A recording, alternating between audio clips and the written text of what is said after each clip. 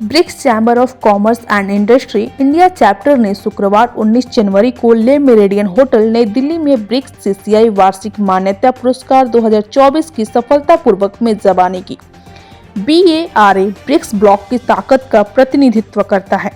भारत के पूर्व राष्ट्रपति श्री के रामनाथ कोविंद ने उद्घाटन समारोह अवसर में मुख्य अतिथि के रूप में शोभा बढ़ाया।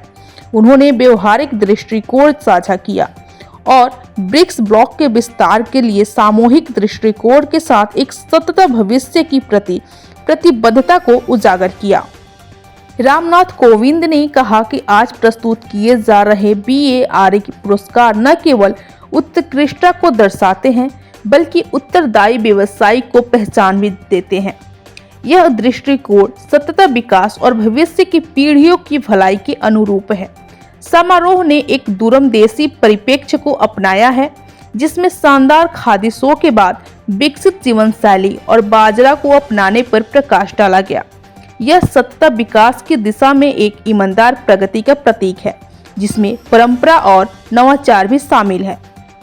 पुरस्कार समारोह के मुख्य अतिथि थे राज्यसभा के पूर्व सदस्य महाराजा डॉक्टर कर्ण सिंह। सांस्कृतिक विरासत और राजनेता के रूप में डॉक्टर सिंह ने न केवल इस कार्यक्रम को सांस्कृतिक और ऐतिहासिक प्रतिध्वनि से समृद्ध किया बल्कि एक अस्थायी और परस्पर जुड़े भविष्य के लिए अपनी अटूट प्रतिबद्धता के साथ इस अवसर पर चार चांद लगाए। इस समारोह में सुश्री स्वेतलाना लुकास, G20 रूस शेर्पा और विभिन्न देशों के राजदूतों की भागीदारी की मेजबानी की गई, जिससे इस आयोजन की वैश्विक अपील बढ़ गई। ब्रिक्स राष्ट्रों के बारे में लुकास ने उल्लेख किया कि ब्रिक्स राष्ट्र अपनी नीतियों में सामाजिक जिम्मेदारी को शामिल करके जिम्मेदार व्यावसायिक प्रथाओं को बढ़ावा देने और सामाजिक और पर्यावरणीय भलाई को बढ़ावा देने वाली पहलों का समर्थन करके एक उदाहरण स्थापित कर सकते हैं। ब्रिक्स CCI के कार्यकारी निदेशक, सह संस्थापक और अवधारणा संस्थापक BARA डॉक्टर सुश्री सिंह ने प्रधानमंत्री मोदी के वसुधैव कुटुंबकम के दृष्टिकोण पर जोर दिया, जो ब्रिक्स ब्लॉक की शक्ति को उजागर करता है।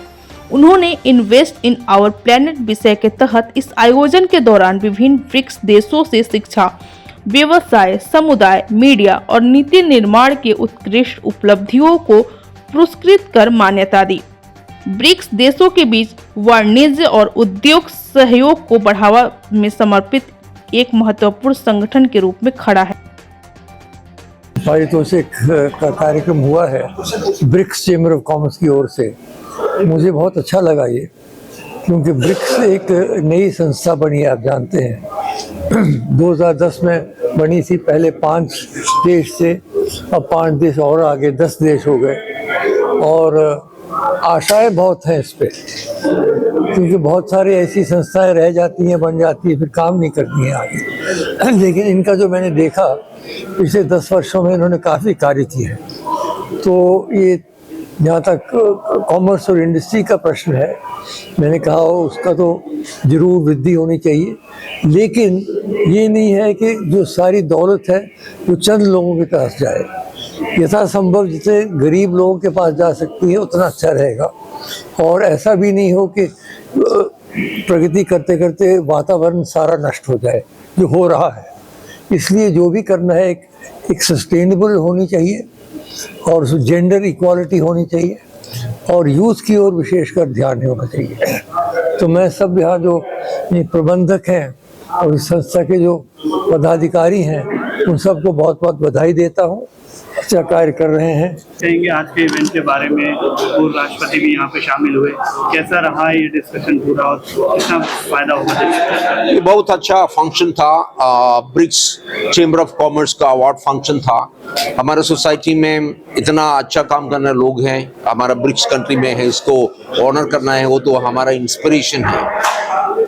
उसका लार्जर इश्यू है हमारा man Man is the cruelest creature on the face of the earth. We are killing each other.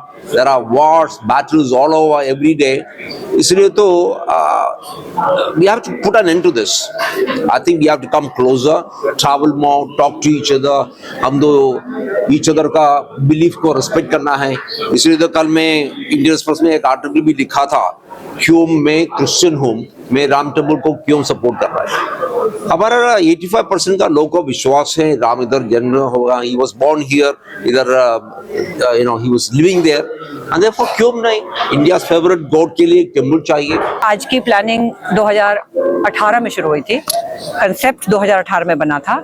सब सीनियर मेंबर्स सबने सहमति दिखाई कि सस्टेनेबिलिटी को चुनना चाहिए, लेकिन हमें नहीं पता था कि G20 में भी सस्टेनेबिलिटी आ रहा है. बट सस्टेनेबिलिटी फ्यूचर है, ये हमें नजर आ रहा था. सो हमने जब 5 कंट्री थे, हम तब भी ब्रिक्स एंड बियॉन्ड बोलते थे, और हमें नहीं पता था कि कौन सी 5 कंट्री जुड़ने वाली है.